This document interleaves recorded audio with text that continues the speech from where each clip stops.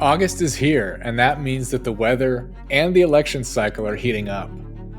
The best way to beat the heat and stay up to date on the latest news from the US election to international breaking headlines is to become a DSR member and gain access to additional content across our network, in addition to other exclusive benefits. Use code BEATTHEHEAT to get 50% off of your membership and sign up today at thedsrnetwork.com/buy. That's Beat the Heat at thedsrnetwork.com/buy.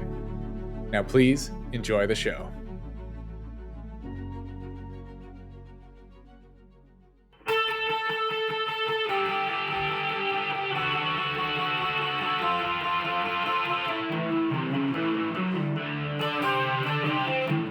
This is the Daily Blast from the New Republic, produced and presented by the DSR Network. I'm your host, Greg Sargent.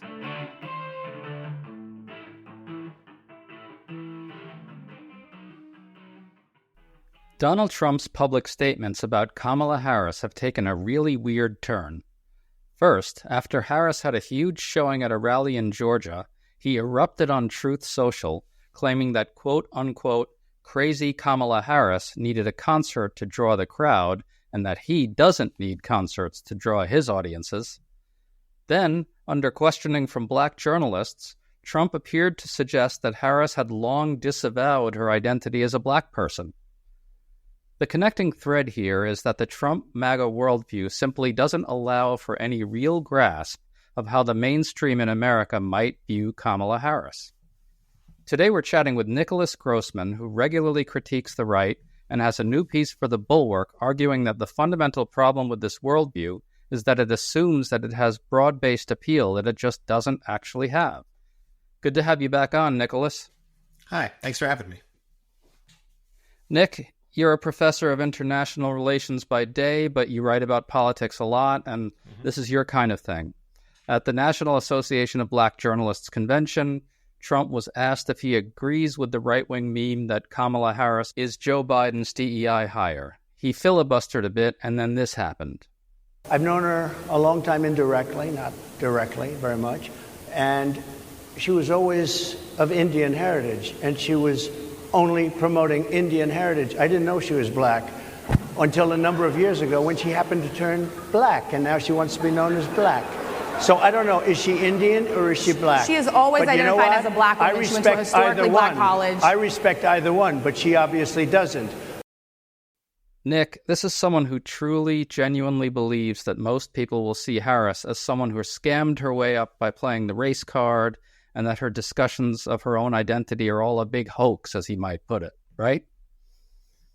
It seems that way, that he was fixated on this idea that she used to call herself Indian and then all of a sudden started calling herself black, and she is both and has, as far as I know, always called herself both, and in particular identified as black, and went to a historically black college, and so has always done that. And the weird part is not only that, he got it wrong and was pushing this in this particular audience who he probably at least should have known that would be hostile to it, but that reflects a idea that this is appealing, that this is something that, maybe it's not going to win this audience, but fighting with this audience about this particular thing is something it's going to appeal to a bunch of people. And the idea of, trying to question somebody's racial identity, especially when they've been pretty public about it, is weird. And it's something that, just like the DEI attack, plays well with the online right,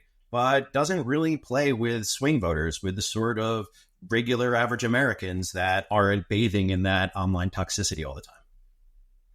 I want to bring in Trump's freak out about Harris's crowd sizes. After her rally in Georgia, he erupted, calling her crazy Kamala Harris at least 3 times and making dumb excuses for her large crowd. It really betrayed genuine panic. Now, in your piece, you wrote that the new right, the red-pilled, post-liberal right of J.D. Vance, MAGA, the new nationalist, natalist right, and so on, has a particular theory of the moment. To them, the only reason the country seems socially liberal is because elite liberals have hijacked our institutions and imposed all these views on the majority, which in reality is actually red-pilled, right populist, just the way they are. So, Nick, I think it comes as a genuine shock to them to see Harris draw large, energized, enthusiastic crowds, and also to see that so many Americans perceive her through a socially liberal lens as someone who reflects the achievements of multiracial democracy. Can you talk about this a bit? Sure. Part of it also, I think, is that they're thrown for a loop by Joe Biden dropping out, and that they have been all geared up to be running against the old guy and to focus on that, and are therefore thrown for a loop with trying to go after Harris. But as they're scrambling and trying to adapt to the change in the race, they end up going a lot more to these racist and sexist attacks, where another one, for example, was that she supposedly slept her way to the top because, she dated one guy who was in politics years ago. And with all of these, seem to have them genuinely, I'd say, a bit scared and surprised that it is something that is resonating with a lot of the public, that the theory of power was supposed to be that this is what you hear in all their complaints about wokeness, for example, that this was something that was wildly unpopular. The whole country, or at least the vast majority of it, really hates the left and hates, things like trans people, and hates accepting trans people, and hates, maybe African-American history, or at least thinking about slavery, teaching about slavery, and feeling bad about it. And so the DEI, they hate all DEI. the DEI stuff, right? And so in this theory, because they believe that, or at least, they tell each other so often that I think they genuinely do believe that this stuff is only something that's being imposed by some elites at universities and maybe in government and, say, HR departments, and most people really don't want it. But if the reality is, and I'm pretty sure this is the case, that, and it's backed up by polls, that most people are kind of neutral and positive about this, especially about, say, diversity in general as a value, and seeing all this enthusiasm for Harris, they seem to be relying now on conspiracy theories, on this can't be organic, it's somehow manufactured by the media, or I suppose it's artists holding a concert that tricks people into going. But the idea that this is just a genuinely popular belief, a lot of people genuinely like Harris and are excited by her candidacy, is the sort of thing that they have a lot of trouble understanding. I do think it's worth recalling here how important Trump's crowd sizes are to his own agitprop.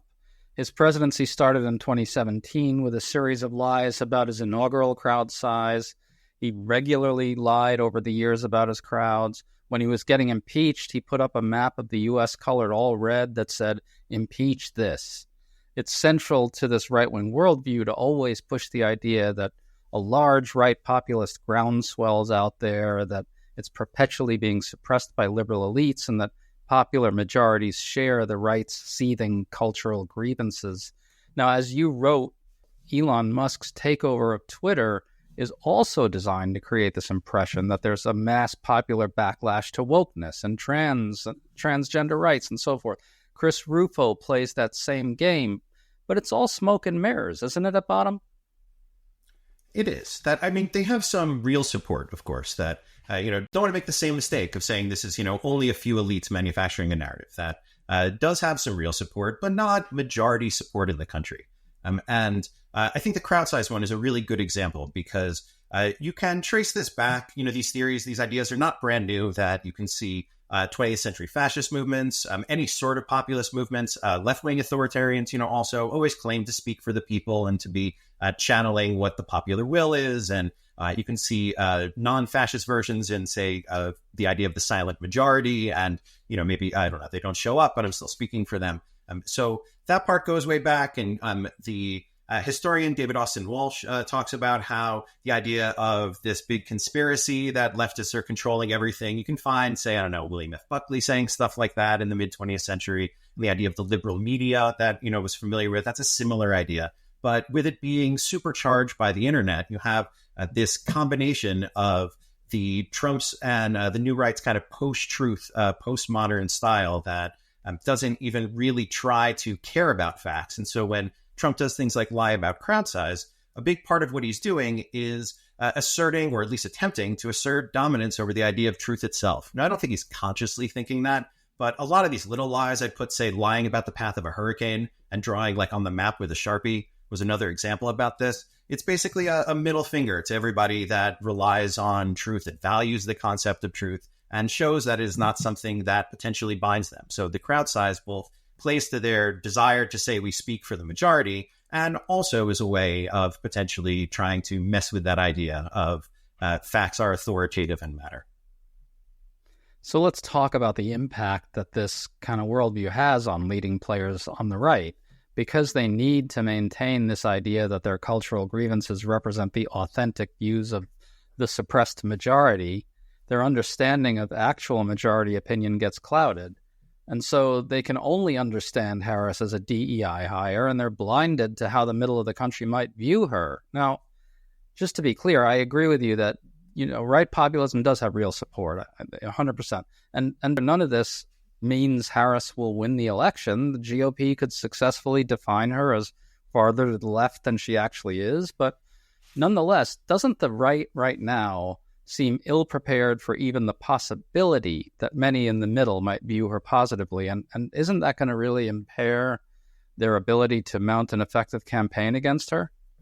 I think so, and especially because of J.D. Vance's presence on the ticket, that by nominating J.D. Vance, the Trump campaign really tied the larger kind of Trump image to the online right and to the tech billionaires of, think, Elon Musk and Peter Thiel, who was J.D. Vance's benefactor. And with them also bringing in a lot of these new right ideas, Vance is connected to complaints about this is the childless cat ladies thing, for example. And that plays well with the new right, about how women should be having babies and therefore you can't really trust the ones that don't. And that is not something that I think would play to mainstream opinion. And that's just one of many possible examples. But a lot of Republican politicians, Republican professional media, and I'd include, Trump and his inner circle also, have spent so long playing to these crowds online and getting the support from them and riding that support that they can't really get away from it. And with the tilting of X and them playing to the audience on there, that makes them even more tied to it and more playing to the same crowd, which still thinks, at least to some degree, that it's doing a winning strategy, but is probably doing one that's turning off a lot of the middle of America. Your colleague at the Bulwark, Jonathan Last, had an interesting argument that Trump suddenly seems worried about Harris because she's proving to be a large cultural phenomenon in a way few anticipated. And this is the thing. Trump really is a cultural phenomenon. MAGA is a cultural movement. And he correctly recognizes this as essential to his political appeal. So I think this is why Trump is panicking at Harris's crowd sizes and energy. The public is supposed to see her dismissively as a joke, as an accident, there at the pleasure of Biden, and again, elites manipulating things, using her for her race like a little pawn, just as MAGA sees her.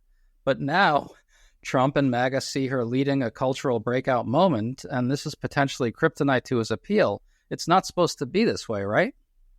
Yeah, I think that's a very good point, that Trump is a gigantic celebrity, that there has probably been more words written and said about him at a rate than any human being in the history of ever, perhaps, when you add in, internet and rate. And now Harris is arguably the main topic of conversation, that there are also all of the both, young people, and I'd say a lot of also online, that being in the way that they're tied to the online right, they also see a lot of the pushback against it, see things like a bunch of, excited meme makers and sharers who were with Biden, usually either trying to do like the fictional Dark Brandon thing or largely not really doing much against a lot of the ones that were being produced from this crowd. And not just, say, Trump supporters, but also just maybe sardonic young people who are just making fun of him being old. And a lot of that energy has now flipped to things like with the coconut tree meme. You've got Kamala and the coconut tree quote, which could be a sort of thing that was maybe, an attack, and comes across more as a goofy, likable sort of idea. And that was not something that they thought was going to happen. That not that anybody, I would say, actually predicted the coconut meme, but not something that the people running against first Biden, then Harris, were thinking about at all as something that they were going to have to deal with. It was going to catch on, that the idea that people were going to be excited. They thought they were running against a candidate who was, where the arguments were, okay, yes, but Trump, or hey, look, he's got a really good record and I understand your concerns, or any other things a lot of times that were hedged. And the flat out excitement not only surprised them with the candidate change, but it goes against their worldview that if they're right about how the world works, this shouldn't be possible. It should only be something that is faked that they should be able to see through and counteract. And at the moment, they're mostly scrambling of just saying things like, I don't know, I'm not weird. No, that's not weird. This other thing is weird. Look, here's a picture of Kamala Harris with a trans person. That's weird. And it's not working for them because what plays with the online right doesn't really play that much off it. So where's this all going, Nick? I mean, in a sense, you've got a weird split screen at work. On the one hand, the right is doing all the things we're talking about, which is, the red-pilled stuff, calling her a DEI hire, right? Hitching their fortunes to J.D. Vance and the natalists and the haters of cat ladies and all that sort of thing. That's on one screen. But on the other, and I've said this before, but Trump actually has hard-boiled, serious Republican operatives around him who are not crazy and can read data. And these are people with real experience, and they are attacking Harris using a very old Republican playbook, right? The Willie Horton type attacks. There's a new ad. I don't know if you've seen it. We did the podcast on this yesterday. Folks should listen to that. But the new ad shows Kamala Harris in a colored shirt, which appears to be almost like a Hawaiian shirt, dancing while a voiceover in tones about invading migrants. And so it kind of paints her as partying with the enemy, dancing with the enemy. This is very old Republican politics, old Republican tactics. And so is that going to work? How do you see this all playing out? I think the election is likely to be close. It's what I've thought pretty much the whole time. Heading out of 2020, I thought the next election was likely to be close. 2020 and 2016 were close. There are a lot of people who are genuinely into the Trump thing. There are a lot of people who are simply partisan Republicans and will always vote Republican, period. And there are, as you say, a lot of people who are voting Republican or interested, perhaps open to voting Republican because of standard Republican attacks, immigration being a big issue. I would expect that lingering anger about inflation, perhaps some opinions about foreign policy, any of the other issues that usually come into an election, the economy, of course, that these are going to play and going to keep it close. And hyperpartisanship, negative partisanship will keep it close. And a lot of it, and I don't really know, say, how to predict this way or not, but a lot of it comes down to whether there really is that kind of latent feeling of sexism, racism, even if people won't say this to a pollster, that they ultimately think, I don't really want black women to be president, that sort of thought, and that those attacks at some level end up working, versus whether a lot of they're weird, can't we just, move on from the Trump era already, the future versus past thing, whether that will ultimately sway people more. I can tell you that I am feeling better about the election than I was when the nominee was Biden from the period after the debate, that I think it went from a winnable election to then probably a very hard to win election. And then it is back to where it is winnable. And on top of that, I think it worked out well. And I don't know how much Biden and Harris and their people planned this, but it worked out quite well with the timing of the Republican convention and the Vance nomination, and that the whole Republican convention was an anti-Biden, effectively an anti-Biden convention. And then they have to retool for anti-Harris. But a lot of it we'll see with the Democratic convention, and then a lot of the campaign still for a lot of regular Americans hasn't really gotten going yet. It's still, for politics watchers, and it's been very exciting. But if you're largely checked out of politics, maybe you know what happened, but you're not seeing those slew of commercials on other sorts of non-political media or having a lot of people talking about it, or the other things that ramp up in the last month or so. So that's my guess. Is I know that's probably not all that satisfying, but it'll likely be a very close election. And the Harris weird branding, I think, for the Trump team is likely to stick.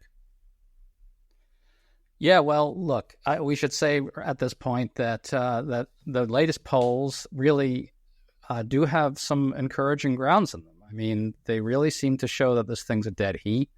As you say, after the disastrous debate, this thing was probably not winnable for Biden, but she's really jumped a number of points, and it's clearly something close to tied in the battleground states and nationally.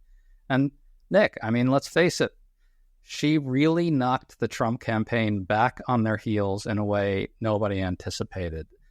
for all the reasons we've been talking about here, right? The kind of outpouring of organic support, an important point you made that it's organic, and also the kind of weird red-pilled, kind of self-blinkered worldview on the right that doesn't seem to allow them to see any of this as real, right?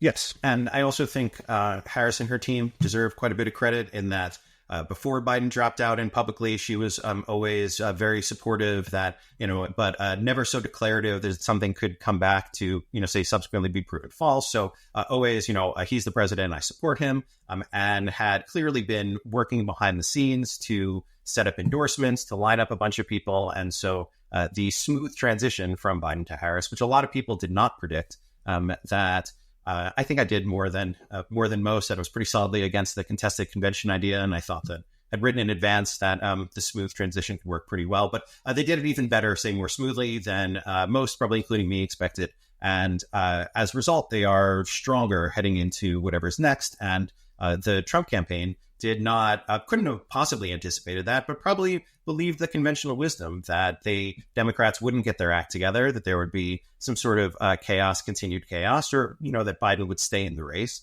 and that they wouldn't have to have this whole plan for Harris because they were winning and could walk their way to the White House. And that clearly isn't working out, that we can say that Harris at minimum has turned that around.